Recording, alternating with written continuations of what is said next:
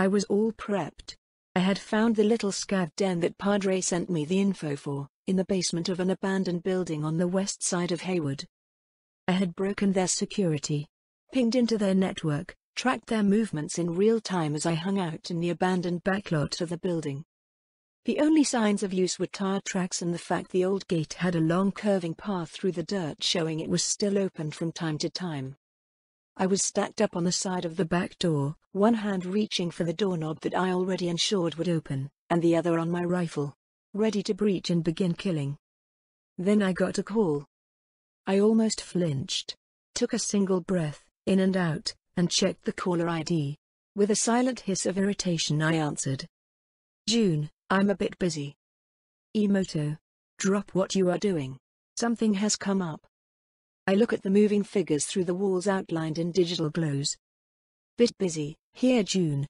The Maelstrom have reached out to the Tiger Claws about the attack. I blinked. I hadn't forgotten the Maelstrom fucker that sniped at June and I, but I had put them on the back burner to focus on the scavs. What? The fuckers. The Maelstrom aren't happy about the chance of the war starting again so soon. So they reached out. They want a meeting to discuss the attack. They are apparently saying it wasn't them. June made a noise of frustration that actually came over the call. But he wasn't even finished. But they are saying they have information on who ordered the hit. I hesitated. The scavs were right there. But this was more important. Where? You remember the bar? Fujimura is meeting the Maelstrom there. Fujimura said you don't have to be here, but I know you. I'm on my way. I have some questions needing answers as well. Thanks June. I was gone in a flash. Back over the abandoned lot. Over the wall with just a double hop to clear the barbed wire at the top. I was slamming myself into the quadra and taking off as fast as I could. Answers on who had actually tried to kill me? Tried to kill June? That was worth letting these scavs live a little longer. When I pulled into the little market that held Fujimura's bar, I was surprised to see June already out in the parking lot waiting for me. He didn't look happy. I stepped out and I could tell my appearance surprised June. Oh right. My outfit was pretty militarized. I pulled my tech gogs up out of my eyes as I walked up to him, although I still had my copperhead in my hands. I wasn't intending to show up casually after all. June didn't say anything as I approached, and I could tell he was partly furious and partly sulking. Fujimura kicked you out? No. He snapped back, but then went silent. Yep. Hard to keep your cool around them, huh? I asked and June's glare at me told me I had hit the nail on the coffin. Yeah. Just seeing their stupid optics irritates me too. What's really going on, June? They aren't taking responsibility for the assassination. Blaming it all on the sniper. Saying the piece of shit reached out to the scavs about our home's location without permission. They're saying the sniper was actually working with the scavs entirely. So he was no longer Strom. Yeah? Fuck that. They attacked our home. Twice. I hissed out. That's what I said. June said, sounding kinda normal actually as he smirked at me. Fujimura-sama asked me to leave after I said that to their face. Sure. I nodded. I'm sure there weren't any threats of violence or my gonk brother trying to strangle the Maelstrom involved in any way. Alright. I'm gonna go get some answers. I said and June didn't stop me, instead he just started walking to the bar. Creating a path through the crowd, although considering how armed I was, they were already splitting for me anyways. June stopped at the entrance with an irritated grunt but he leaned his back against the wall of the building at the top of the stairs. Alright. He wasn't allowed in. I eased up my rifle, making it obvious I wasn't literally holding my finger on the trigger as I sauntered down into the bar's gloom. Instantly I had eyes on me. The bartender. Men hanging out at the bar. Or in the booths along the walls. Not all of them TC either. Maelstrom optics locked on me, their twitchy owners already looking ready to start firing. I took a few steps down, and forced myself to stay calm when it was obvious I wasn't going to be allowed to pass into the back considering how insanely on guard the Strom were acting when I moved. I stopped at the bar instead. Unclipping my copperhead from my rig I placed it on the table moving casually so the Maelstrom I was standing next to would stop reaching for that pistol. Hold on to this for me. I asked the bartender, who nodded slowly and took it to hide it behind the bar, and then I moved toward the back. The small stairs leading up to the back area with the darkest, most private booths were guarded on one side by a man I vaguely recognized. He was one of the kamikaze Borgs. One of the men I had worked with on that gig so long ago. Well, sort worked with. They had run ahead like assholes. The other was a big maelstrom monster. Probably half a ton of pure chrome as he looked me over with his 9 eyes. Private meeting. He grumbled out, sounding more like an engine off its timing than a man.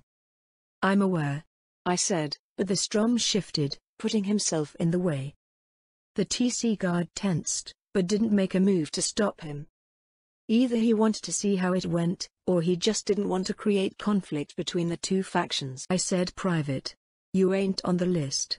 He rumbled at me, but I barely slowed. I inhaled and exhaled through my nose for a moment. My first reaction was to give the fucker an ultimatum and then go through him if he tried to stop me, but this wasn't my place. My gig.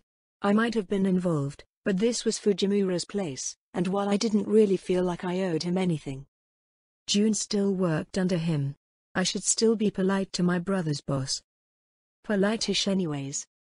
You just going to stand there, or are you going to tell this lugnut I can go through? I asked, looking to the TC guard.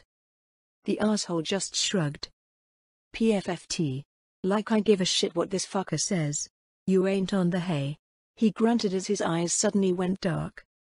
He made 2 swipes at me, which I easily avoided and just walked around him. That was probably going to cause some kind of trouble later, but that was future Motoko's problem. I heard a crash behind me, but I didn't bother to turn to look. I walked up the steps and over to the only booth that was occupied. Fujimura. Another man I recognized from the kamikaze gigs. Across from 2 Maelstrom. A big guy, and my eyes flashed as I scanned her just to be sure. Natalie DeSanto, aka Gear Slot. I introduced myself to the group by calling out one of them. The woman was put together, chromed out and looking pissed and dangerous, nothing like what I had seen from her the last time we met. Motoko Kusanagi, aka Ghost. She responded back instantly. I actually felt like blinking at that.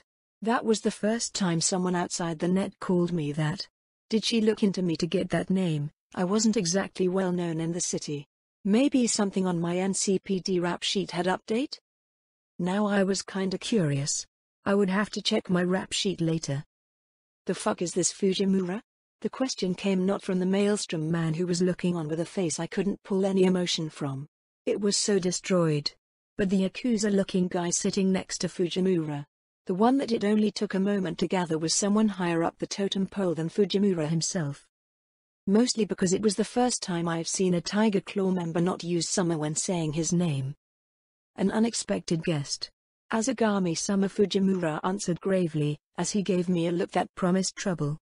For some reason the guy was kinda familiar, but I couldn't quite place it. Kusanagi. Sit or leave. Fujimura demanded, and I resisted snorting at him as I took a seat, facing the Maelstrom fuckers only to be forced to blink again. Wait. You're Brick? Aren't you the Strom leader? The Borg just shrugged. I've been called that. So you the one, huh? The only thing they fear, huh? It was a nice riff. The BD was good. You're a little too cold during your murders though. There's some chrome that can fix that. Get you properly heated up, he offered in greeting, and I actually had to stop myself from twitching at the comment. Disgusting. So disgusting, horrible, utterly disgusting. Of course the Maelstrom would be the fuckers that knew about my BD. The idea of them watching my BD, of being in my ghost? Disgusting. Before I could say anything else, the TC boss interrupted. Now that the interruption is over, the noise of someone smashing into something outside the booth interrupted the boss. Bitch, you fucking blinded me. I'm going to rip your damn head off. Fujimura looked right at me, but I ignored him. That couldn't have been my fault. I was sitting right here. Fujimura looked at me. I blinked, but after a moment, he didn't stop. I relented, turning off the hack. He can see again. Shouldn't have tried to block me. I mumbled the last part, but finally took a seat at the table. Hey. You got old engine block good with that one. Brick said with a rumbling chuckle. Good. Now without interruptions. Azagami started again. His bald head and many tattoos gave him the look of an angry yakuza, as he growled. The tiger claws accept the maelstrom's reasoning with this. Considering how recently we were at war, it is the decision that this was a rogue act. As long as the requests we have made will be paid in full. I listened to the words without exploding. I wasn't June after all. I never expected the tiger claws to actually protect us to start with. No, the only one that could do that would be me. When I murder everyone that could harm us.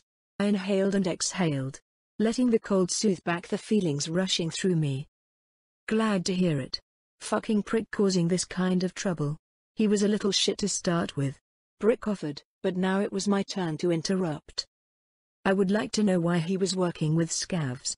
Especially since just a few weeks before I rescued her, from a scav den. Seems pretty fucked up for a chum to work with the fuckers that scavved a chum of his. I cut in, the booth going quiet for a moment. I was in luck. It seems Fujimura and Azagami were both interested enough not to get involved at my question. Not a fucking clue. You knew him, yeah? You explain. Brick looked at Gearslot, who just nodded a bit. But her hands were giving her away.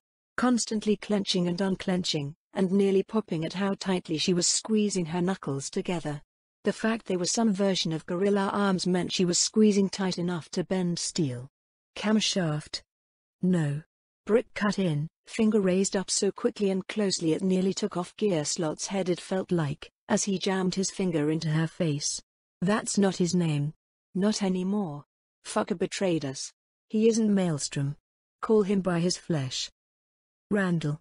She offered instead, and this time Brick's cutoff was a laugh. Randall? Fucking hell.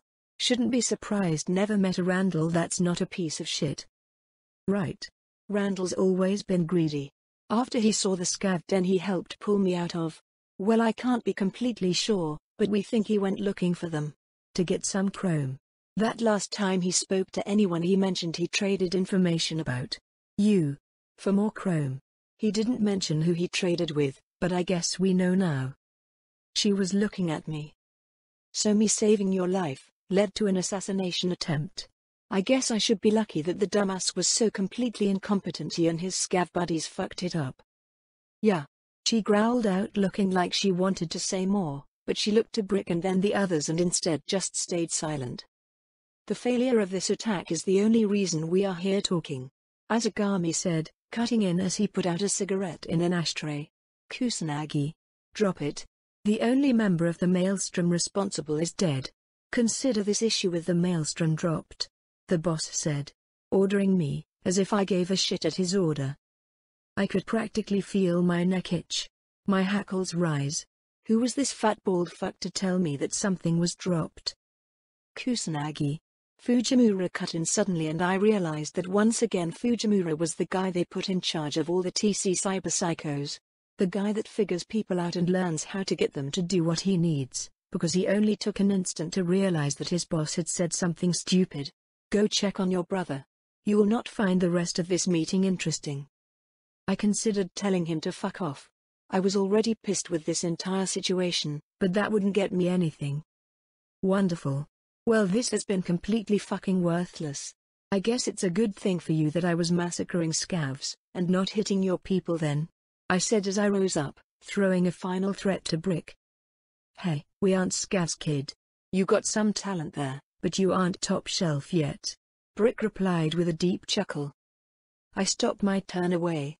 I had been about to leave, but I turned enough that I could look at Brick with a single eye. The thought struck me. Brick was a good leader for Maelstrom. Kept them mostly out of trouble. It was that passivity that caused his usurpation in a few years. If I killed him right now, the TC would be pissed. They would definitely be forced into a war with them. A new Maelstrom leader might just mean they don't know when to stop. Might not know how to stop another war. I could pit two troublesome gangs into a war that might end in destroying or at least weakening both. The thought passed. The positives. The negatives. Brick knew. His ripped-apart chrome face broke into a smile that told me, if I drew my gun he would react. He might even be fast enough. Pretty sure that big chunk of chrome on the back of his neck was a Sandy, or a Karen. Either way, he would be fast. Maybe fast enough to survive. Would the TC help kill him, or try to stop me? I turned away. No. When I kill Brick, it wasn't going to be at a neutral meeting. See you around, Maelstrom. See you around, Ghost. Brick called out, sounding completely amused at the situation. Used my Netrunner tag as well. I stepped out of the booth around the very angry Stromborg, who was glaring at me with his stupid optics. Only 3 of them were red. Why were only 3 of his optics running? I turned off the hack, which would have removed the laughing man disruption and returned vision. Then I noticed he had some of the optical wires revealed. Had he reached into his own head to try and check for hardware issues? Gross. I ignored him though, instead heading to the bar to pick up my rifle when I heard her approach. I'm not really in the mood for a chat, I replied as I turned around. Gear slot was coming up behind me. The woman was tall, although most of that was a set of extended legs. I hadn't really noticed before, but she must have taken being klepped by the scavs personally. Her arms were gorilla arms. Legs were some mishmash of combat mods for extreme strength. She was covered in surgery cuts for new subdermal, and just armor in general. If she was looking to go cyber psycho, she was well on her way. Well, Maelstrom. So probably already there. Just gimme a second, okay? She said, not quite snapping, but sounding angry. Fucking hate shit like this. Don't like meatbags. They give me the creeps, but I owe you. So just. Thanks, alright? I've looked into you since that night. Know how you got that chrome. Know you hate our guts, and why. You still helped me get out. Congratulations. Are we done? Fucking no. I'm not doing this well and shit, but listen, Ghost, I get it. I'm Strom. Yeah? We got a rep with meat. Everyone hates us, and we know why. We glorify it even. But that doesn't mean we don't pay back what we owe. Gearslot looked uncomfortable before sighing, and then I got a text. Contact information. Listen. Contact me if you want. If you ever like. Need something from our side of the city. I owe you one. The spider eyes of the Strom forcefully looked away. I wasn't sure what kind of face I was making, but I specifically cooled myself down to look at it clinically. Sure. I finally said, not sure what else I could really do. Wrenched up. She said, suddenly her demeanor shifted, her mouth going into a happy smile full of razor-sharp teeth. Hey I saw the BD you made of that night. Well, I mean, I've seen like all of them by now. I just wanted to say it was hella ripper. Like just the pre-emist shit. That song that played? Do you like? Was it Anywhere or something? I kinda. Well, it's a good song, you know? For me. It's like the song of freedom. After that night. Everyone digs it, I kinda showed it around and all. I held back the shudder of disgust at the idea that my song was popular among the Maelstrom. Please let this one just be a fucking weirdo. I might really have to murder them all if they actually enjoyed my hobby that I only picked up because of the damage they did to me. Not yet. It's mostly just a hobby. Oh, okay. I have a ripped copy from the BD. So I'll just keep listening to that. The screams of the scavs don't bother me. Obviously. She said, her voice losing emotion at the last word. Yeah. I muttered. See you around. I firmly disengaged from the conversation as I made to leave. Yeah. Good luck. You know, killing the scav trash. I ran into June at the top of the stairs. My brother was still glaring at nothing, irritated at being sent away. So you heard? This day is so fucking weird. I just had a Maelstrom fangirl over my BD work. June, I'm going home. Fuck today. June blinked at me, and considered it himself. Fuck today, he said as well. We went to our ramen bar. Noodles and hot broth soothed difficult emotions. I was sitting on the couch. Well, laying on it more than anything. I probably should go kill those scavs. Or play some music to let the hobby do what it was supposed to and soothe out these kinds of emotional issues, but I was just so done. Fuck today. I reminded myself, and that was good enough. Fuck today. June called out from his room, obviously hearing me. Then I got a call. Fuck.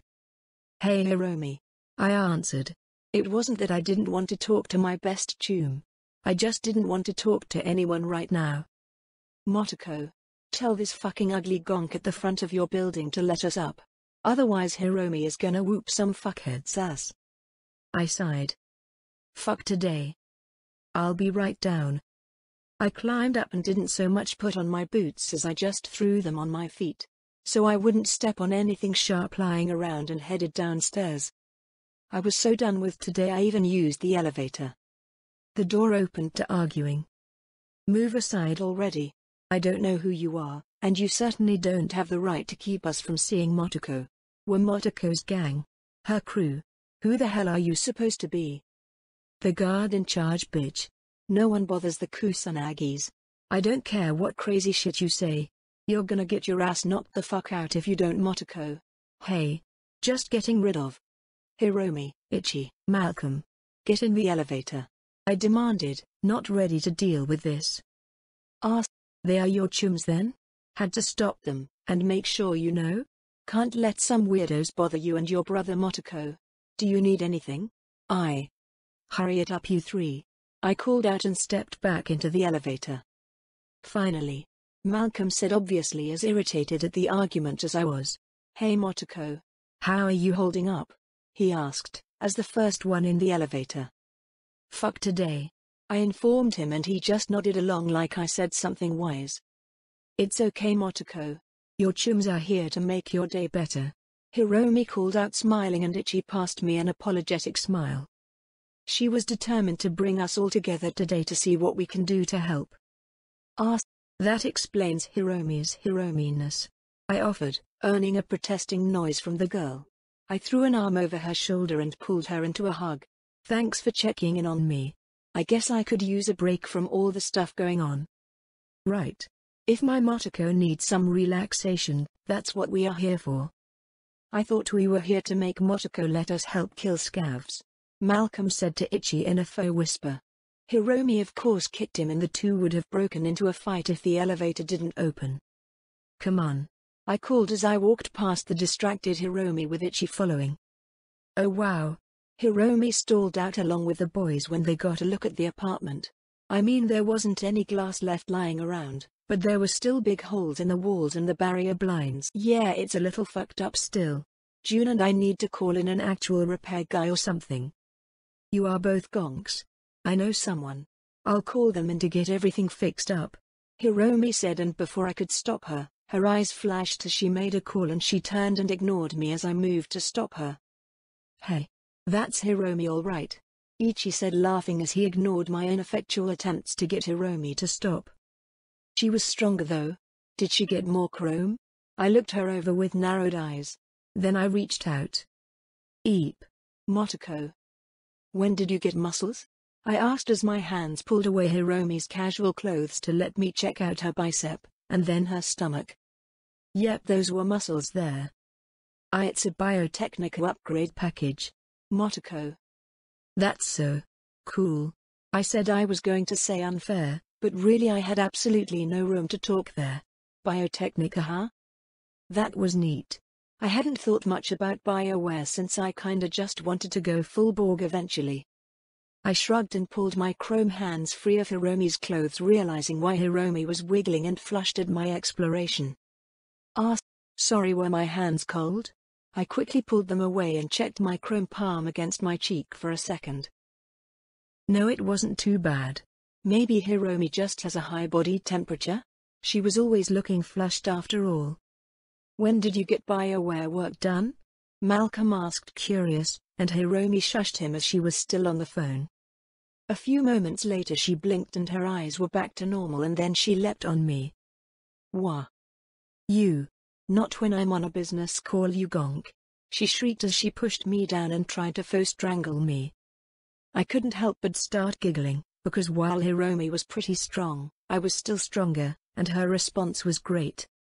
Sorry. You aren't sorry, she said, struggling, and I only giggled harder. Okay, maybe today wasn't entirely awful. That explains the noise, June said as he poked his head out of his room and into the living room. Hey guys. June. Hey June. Malcolm and Itchy both greeted my brother while Hiromi focused on trying to stuff my face into the couch. She was failing and it was definitely irritating her. Relying too much on Chrome or mods is a bad idea, Hiromi. Gotta have the skill to back it up, and my grappling perk made me pretty good at this. Ugh, fine. She eventually gave in as I kept her from achieving her goal as she sat up, surprising me by sitting her stupid fat ass right on my stomach, knocking the air out of me a bit. Oof. Hiromi. I don't listen to chairs, she said to the air and then looked to June. Hey June, you doing okay? Hey. The day has come where my kid sister's little chooms are worried about me, he uttered, shaking his head and standing up straight, flashing her a grin to my surprise. I'm fine. Irritated about everything but fine. Motoko hasn't talked about it yet. Anything we can do to help? I do have connections now, Hiromi said, partially preening at her own words. Nah. The maelstrom basically said the guy that attacked them wasn't one of theirs and the TC is going along with it. So we only got scavs to retaliate against, but it's impossible to know which group attacked us, or if there will be more attacks coming. My chooms were quiet at June's final words. I'm sorry, Hiromi said, reaching over and grabbing my hand as she adjusted herself to not be sitting on my stomach. I can't believe they attacked your home, and now you can't pinpoint the ones responsible. So we just kill them all, I say with a shrug. It's been my solution since it happened. I'm just going to kill every scav I find until there aren't any more. June snorted, looking like he was going to agree, but to my surprise he ran a hand over his face and through his hair. Maybe it's time we settle it there too, Motoko. We reach out with our contacts and make a deal. Hell no. Motoko. We got lucky last time. You spotted the sniper just in time, but that guy was an amateur. What if they just bombed our apartment while we were in here? Or sent more than a van full of grunts? Honestly, I'm surprised they sent so few. I think Randall was the one responsible for that, I muttered, and everyone looked at me. The maelstrom sniper, apparently his name was Randall. I ran into him before. The night I recorded my BD for The Only Thing They Fear. I explained, sitting up, pushing Hiromi to the side a bit so I was sitting up and not just halfway sprawled across the couch. Sitting up, I ran through what I had figured out. So that night I ran into a maelstrom girl in the scav den. They had pulled her apart, but she was still awake. I felt sorry for her, so I helped her get help. Randall was one of the maelstrom fucks that showed up. He was a moron. But he must have realized who I was after. Probably from the BD? According to Gearslot, he seemed incredibly interested in all the chrome the scavs had. I think he found a scav group and reached out to them. Set up the assault on June and I, maybe revenge for the war? Or he offered our location to the scavs. I mean, it's not like my BDs aren't getting around. Maybe he told them he knew who was recording the BDs and... I don't know. Everything was just an assumption. June had made sure we wouldn't be able to ask Randall, and the scavs weren't exactly chatty. Motoko. There is something else. Something Fujimura-sama mentioned to me. He assigned us a few guards, but they are just kids, they can't stop shit. He mentioned that we should move into a more secure location. Fuck no. I snapped, outraged at the very idea, but June didn't let my instant response ruffle him. I think we should consider it, Motoko. There are plenty of locations we could move to that have more security. Fujimura-sama controls a floor of a building that he rents out to TC. It's safe. Protected.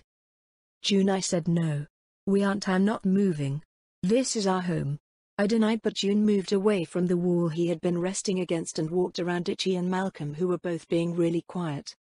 Shit, that was the look of a couple of people watching an argument between family members and not being sure what to do. Sorry guys. June stopped in front of me and rested his stupid heavy hand on my head. Home is where we live. Not a place.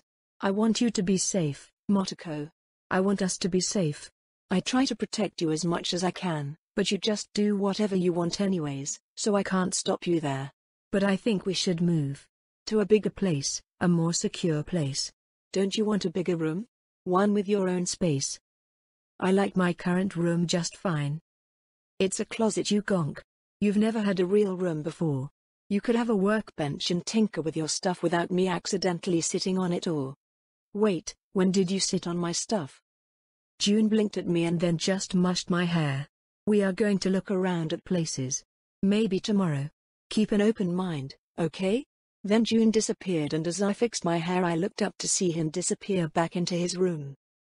I'm like 90% sure he just tried to distract me from the fact he apparently sat on some of my stuff and broke it. You think so? Hiromi asked, and I nodded. I'm honestly more curious than upset. I don't remember finding anything missing. I shook it off. I would tackle June in his sleep and demand my answers later. Alright Tooms, enough of this shit. Want to get some food, and watch some garbage TV or something? Sounds good to me, Malcolm said before anyone else could argue. Great. Malcolm, you are with me on the food run. Hiromi, itchy figure out what to watch? The next morning, long after everyone had gone home, June poked me as I was working on some programming stuff for Yoko in payment for the scav locations. Come on. I already told you, June, I'm not moving. Come anyways, he demanded and gave me a look. Fine. If only because if I didn't go with him he was going to lift me up and carry me like a sack of angry kittens. I got up, got dressed, wasted some time taking a shower specifically in protest, and came out only to get whipped in the face with a towel. Then June attacked me with the towel. Hey. Oop. I whined, but my brother has no mercy in his heart. He ran the towel over my hair like a machine, and when he finally released me I fell to the floor blinking as if someone had just mugged me. There, your hair is dry, come on. You. Are you kidding me? I'm a girl, you gonk. Now I have to do my hair. Look at it. I yelled at him. My hair was puffy, I could feel it. Standing up more like an afro than my normal style. I looked like I just got in a fight with an electrical outlet. And I lost. Hey. June just laughed at me, and made no motion to do anything more, so I scurried back into the bathroom to battle my hair. I ended up needing to wet it back down just to be able to style it again. You know, it's funny. You don't really do makeup or anything, but you're pretty protective of your hairstyle, June said from the kitchen as he watched me wrestle my hair with the brush, desperately trying not to get it stuck in the mess of my hair. I'm plenty girly. June just gave me a look of disbelief. Hey. That's so mean. Motoko, I've seen you wear the same leotard for days on end before. I paused in utter betrayal. I was programming then. I was too busy for things like showering or changing clothes. We never speak of this again, or I tell everyone about the bed burrito. He blinked, considering, then nodded, turning around and walking away like the conversation never happened. Good. Some things should just be kept between siblings. Wow. I'm totally impressed, June. Truly, this is the best place ever. Your sarcasm isn't really necessary. He grumbled at me as we looked at the building. Funnily enough, we were just down the street from the apartments that I cleared the other night. The same tutorial scav den from the game. Just north, along the same road I had leapt over while escaping June, was a bunch of apartment buildings all smashed together into a mess. Of course the entrance was a big red torii gate. That and everything was covered in graffiti tigers. If you missed the fact this was Tiger Claw territory, just come look at the apartments, okay? They are big. Bigger than our current place, and they are safe. I'm playing along for now, mostly because I love you, and want to spend time with you, but I'm not interested. I informed him, which to my secret delight earned me a heavy hand ruffling my hair a little. I swiped a punch at him in retaliation, of course, but it was still nice. Come on, let's see the place before anything else. You might like it. We'll have neighbors that aren't Ms. Kagura, he offered, and I blinked before remembering the old lady that was our neighbor on our floor. Oh right. I forgot about her. Well, there will be some kids our age here. So maybe someone you actually get along with. Someone to add to your little group? Yeah, sure, June, I agreed without actually agreeing. If they lived here they would be TC brats. Okay, that's not a good excuse considering most of my friends were just that, but they were probably gonks. My decision not to like the situation I was stuck in had June rolling his eyes as I shot grumpy looks at him constantly. We walked into the building from a side entrance through a shop into a hallway that led to a dozen closed doors. June led us to an elevator and then hit the 27th floor. Finally we hit the floor, And I had to admit, the moment the doors opened I did have to quirk an eyebrow. The elevator entrance area was clean. Like actually clean. It was actually a surprise. I was so used to the decaying squalor, I barely noticed it anymore. Yet here, there were clean carpets. White walls which did have tiger claw stuff on it, but it was paintings, instead of just graffiti. I told you Fujimura-sama owns this floor and rents it out to tiger claws. You think he would put up with a messy space? I scoffed but followed June down the hall. I noticed the security without a thought. Ninjutsu and netrunning meant I couldn't help but notice it. Quality cameras, security features on every door. A hidden HMG turret in the roof inside the elevator entranceway. Okay, it was definitely more secure than our previous place. There we only had security gates on the stairs which didn't do much since the elevators were still open access. This is it, June said suddenly as he stopped in front of a room. 2704. June looked to me like he was expecting some interest, but I had literally been in plenty of apartments over the last few days. Mostly killing scavs, but the point stood. He looked a little bummed that I was remaining disinterested as he opened the door. The apartment was actually pretty big. It opened into a large living room. Something we didn't really have in our place. It even had one of those round media couches indented into the floor in the corner. There was a small insert nearby that had a fridge, and a pseudo-kitchenette. Just without any of the normal stuff in a kitchen, because people don't cook in Cyberpunk. More like they were pushed to not cook, but that wasn't something I was going to focus on right now. The bathroom still didn't have an actual door. Fucking Cyberpunk. I swear to God doors on bathrooms were normal. Why did no one have a damn? I sighed, letting the irritation go. I was still finding myself easily riled up since the attack. It was obvious the attack hadn't exactly left me my usual self. I took a deep breath and let it out, feeling arctic for a moment, as I steadied my heart and then breathed normally. June was wandering around looking around the place with a happy smile on his face. Damn it. June wanted to move, didn't he? The brush with returning cyberpsychosis seemed to have washed off his back after everything. Which was good, but it did kind of piss me off, because it meant June was actually happy looking around this apartment. It wasn't faked, or something he was trying to convince me. This was something he wanted. I forgot. People in Night City cared about reputation. Reputation was important. And the way you showed off your rep was owning things. Fast cars, fancy clothes, lots of chrome. A big apartment. Our place was kinda a shithole. I knew that. I had grown comfy. It was security. Safety like a blanket. I was going to have to be the mature one. June deserved that. June deserved to be able to have a nice big apartment with room to actually move, and fancy stuff. He was a teenager taking care of his kid sister. His kid sister that shouldn't be throwing a fucking tantrum like an actual teenager about moving into a bigger, fancier, more secure apartment. Damn it. I hated when my face was rubbed in the negative effects of my own childishness. I mean, I wasn't going to change, but at least I could acknowledge when it caused problems. There actually was more than one room here. I guess I really would have my own room. June was distracted with checking out the entertainment system, acting like the teenager he was as I checked the rooms. I call dibs on this one. I call out, knowing the reaction it would get. That's the bigger room. June yelped as he charged at me, and I broke the smile on my face before he could see it. There would be a fight, I would likely be sat on for a while, and in the end June would earn his master bedroom. But it was better this way. Because as much as I was focused on my own happiness, I wanted June the big gonk to be happy too, and maybe it was time to let him have that happiness without his needy, childish sister getting in the way.